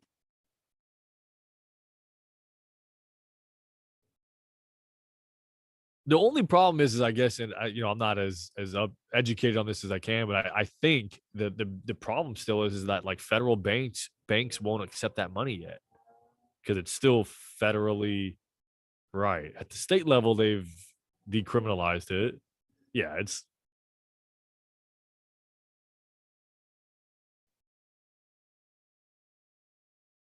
yeah,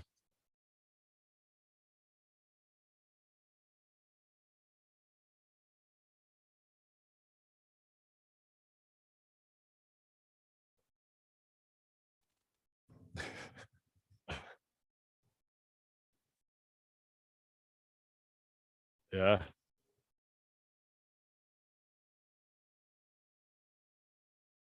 You know what I started thinking about from time to time? Like I'll sit back, I'll have a smoke, and you start thinking about that, right? Like you just random thoughts start getting into your head, and you're like, yeah, man, I wonder what it was like in the 40s and 50s when there all this propaganda was spinning around about how terrible this stuff is, and the most of the country and the world probably thought it was like the worst thing ever.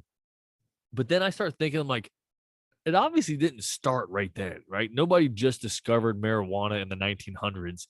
How far back were people smoking bud, right? Like how was Jesus smoking bud back in the day? Were the disciples rolling things up on some, some special hemp paper?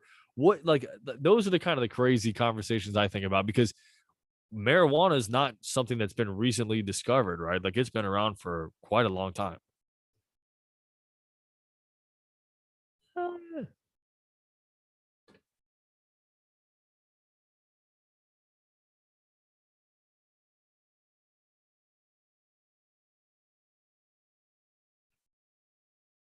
Yeah.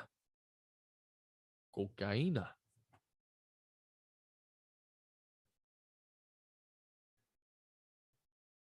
Yeah, yeah, if you will, to put a word to a good press. Yeah, they weren't having the well, there wasn't a lot of money being driven behind it too, right? That's the root of a lot of evil.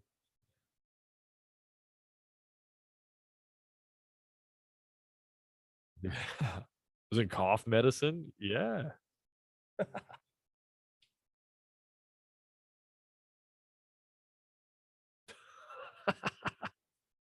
Yeah.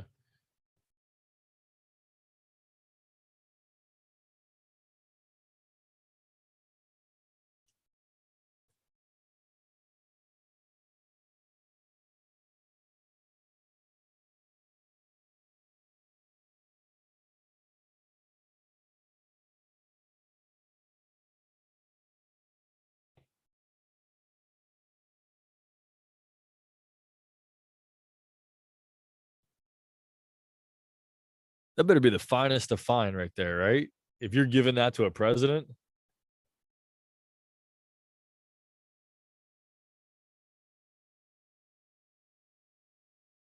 yeah, it's one hell of a drug.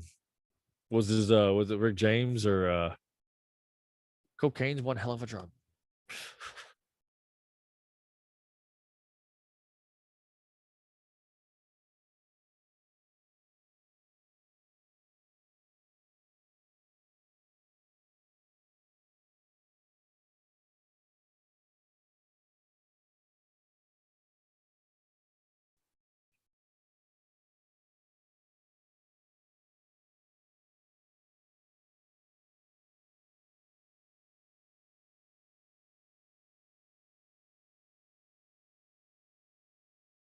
Yeah, that can get ugly.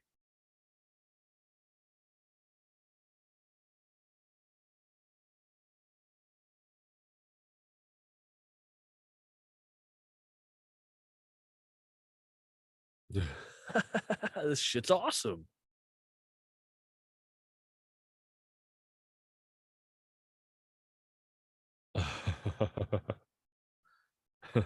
How much can I get done tomorrow?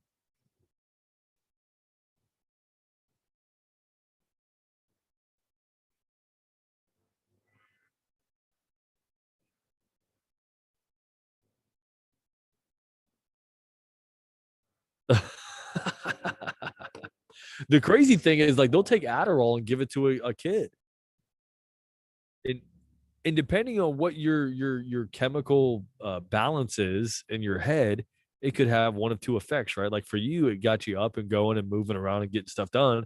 For my little sister, they gave it to her when she was like 8 years old because she was super active, and she just became like like a zombie. And that was awful. Oh yeah. Yeah. Yeah. No, I'd be lying if I said I didn't take that stuff. I mean, I've tried it for sure every once in a while, man. And you hear the stories about that's like the what do they call it? Like the crash study, like where you cram, like where you cram for an exam. And the college kids will take the Adderall so they can stay up all night learning stuff, studying and cramming, and then they can ace the test. Like it's legit. Like it's speed, right? Isn't that what Adderall is? It's speed.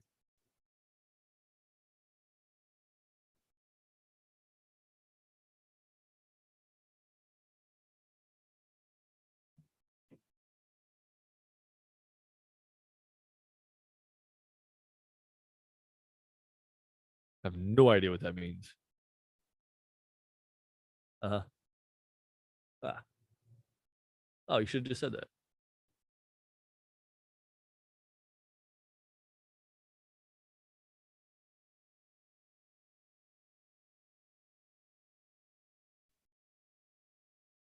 Yeah. Yeah, your doctor will give it to you. 30 of them at a time or whatever they do. 30 30s.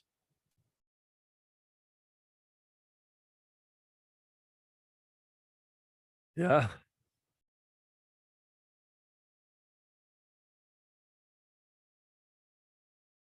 I hated Tom in New England. Tom Brady in a New England Patriots uniform makes me puke. Tom Brady in a Bucks uniform makes me giggle a little bit. That guy's good, man. That guy is good. I was such a Tom Brady hater. I really did. I hated him. I hated seeing the Patriots win. I hated knowing that the AFC team to beat for whatever, what is it, 10 years in a row was basically the Patriots. If it wasn't them, it might have been the Steelers here and there or whoever. But I mean, you knew if you were going to get to the Super Bowl, you had to go through Brady at some point, and that sucked. That sucked. But when he came down to Tampa, I'm like, all right, let's see what he can do. Maybe he was just a system guy up there. Maybe it was all Belichick, and this guy is just, an accurate passer that maybe has a little bit of the it factor. Man, I was completely blown away. The first couple of weeks down here when he was here in Tampa, obviously with the Corona and the COVID, the OTAs and mini camps weren't what they should have been. So they didn't get on the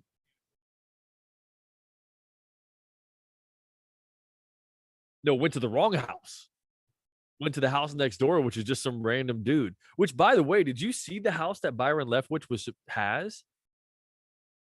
So like that was a big news story up here. Like I'm in Tampa. Obviously, that was they had different stories with the guy who owned the house that Tom Brady walked into. And when I picture like an NFL coordinator's house, I picture like a big fancy mansion style house, right? Like maybe not something that Tom Brady has or JJ Waters. Right. Maybe not something like that, but something like, okay, well, and this is on Davis Island. If you know anything about the Tampa area, that's like where that's like one of the richest neighborhoods in all of the area. And when they showed a picture of Byron Leftwich's house, I'm like, that looks like it could be down the street from my house. You know what I mean? Like I was very unimpressed with what he was living in. And I don't know if that's yeah, right. I don't know if that's by design because a lot of these guys who are not like lifers for a team, they don't go and buy like the biggest house in town because they could be out in 2 or 3 years, right? They don't want to set roots and take that kind of risk on. But anyways, as far as Tom Brady being here in Tampa, man, it was I was a hater. I was a skeptic for a long time, but damn, it's nice to have a quarterback. It is nice to have a quarterback. Yeah, who you got? What do you got over there? Still a Trubisky guy. Who's under center for you guys now? You're obviously a Bears guy, right? Oh, that's right. The slinging ginger. Yeah. Well, I'm not.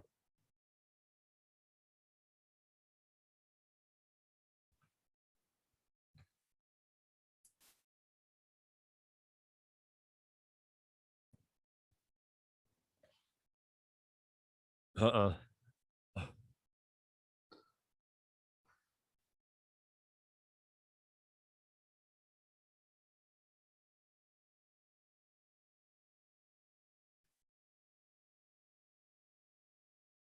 Yeah.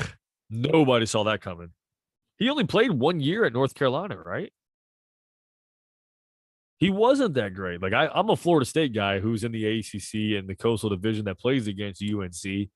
And when they were talking about him going in the top 5 or the top 10 and as a quarterback being picked, I'm like, I didn't like I saw Matt Ryan play against Florida State. I knew that guy was a good quarterback. I saw Deshaun Watson play against Florida State. That guy was a beast, right? Like you see some of these guys coming up, but Mitchell Trubisky never struck me as a guy that was good. Like he was a good game manager, and Florida State was having like kind of a down year when he beat us. But I was shocked too. Yeah, man, I didn't see that coming.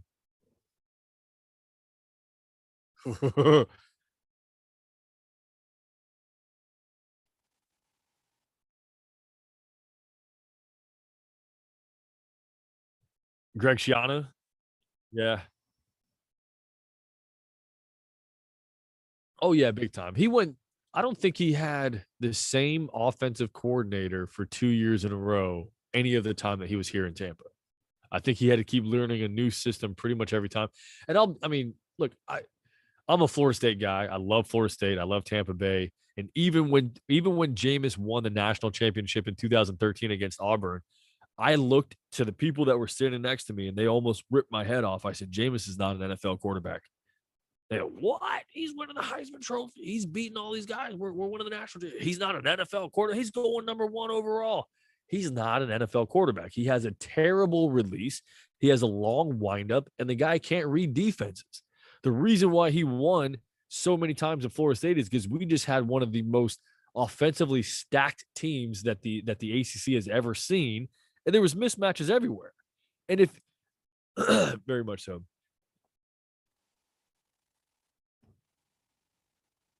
I think he's soft, man. I don't trust any quarterback coming out of Alabama. I don't.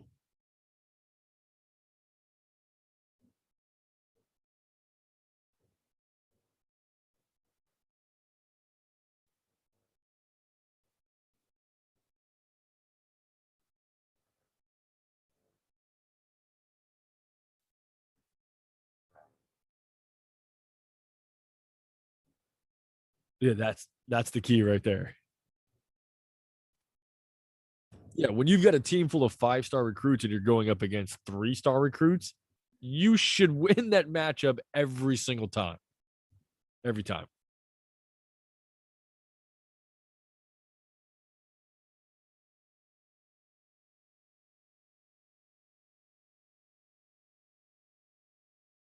Uh uh it's hard to say, man. I didn't get to see him a lot because he's in the Big 10. Um I think I don't know. It's hard to say. Like I watched a little bit of his pro day, and I guess he did okay with that. I just didn't get a chance to watch him in real competition to make a good decision on him.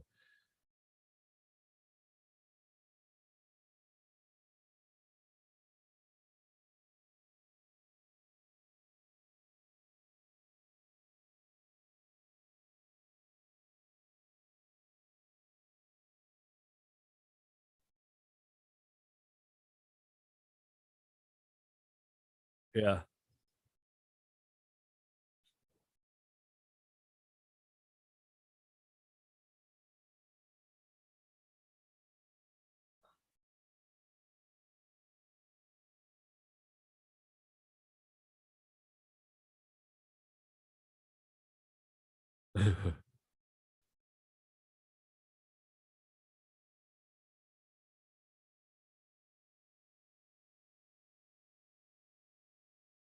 it's kind of cool to see a different side of him.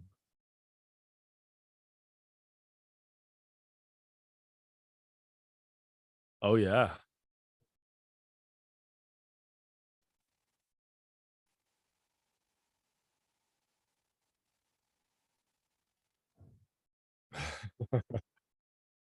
Well, he wasn't recruited very high, was he? Yeah.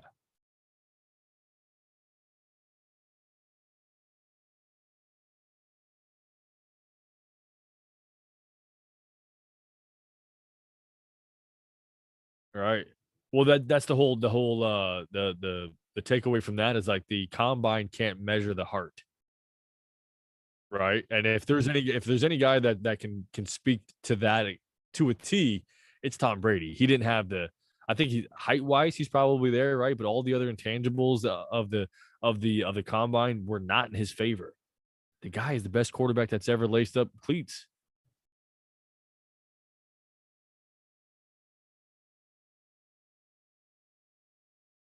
Yeah, it's insane. Injuries. That's the thing that they were able to kind of avoid that or not have it hit them too hard last year. Uh, just I think it's going to come down to depth, man. If they can keep a decent team on the team week in week out, yeah, they've got a shot, man. They were on, and if you heard any of the interviews with Brady towards the end of the season, or even rather after the season, they never hit their peak. They were on the way up as the playoffs started. They started getting better, kept getting better, and they ended up winning the Super Bowl on the way up. Like they didn't even peak yet. So that's going to be kind of fun to watch. Is if the second season in this system with Brady under with Bruce Arians and Leftwich and whatever else, uh, it could be a pretty fun show to watch on Sundays with those guys. 8 was it 8, right? It went almost undefeated. Yeah, yeah, and he had like what.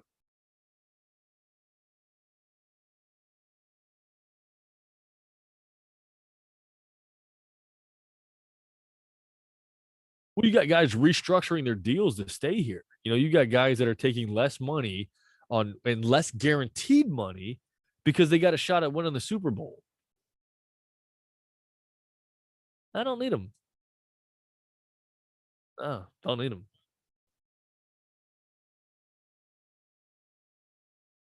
Oh well, he just retired, right? Right. Well, that's the rumor, right? That's the rumor.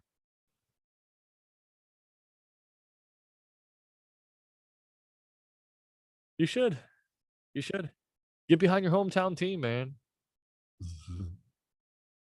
Okay, look, the sun shines on a dog's ass once a day.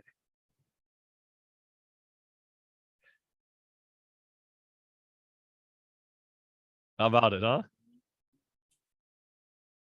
That was awful, dude. There was like I was just stood in pure shock at that. I'm like, is Chicago for real? What is going on here?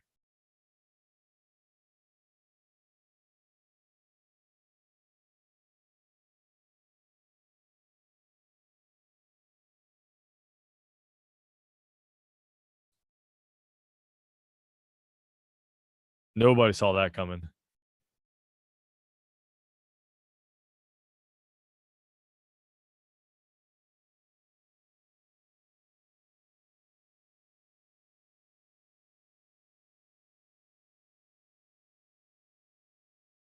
Is that how long it's been? That went quick. That's all right.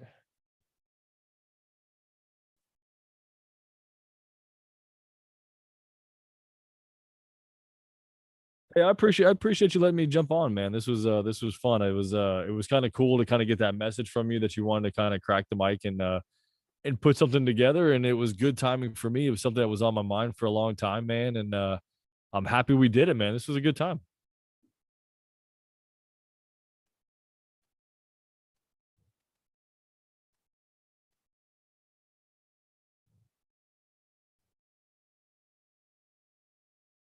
Right, right. Get closer to that router. Hardwire in. Hey, I appreciate it, man. Thank you.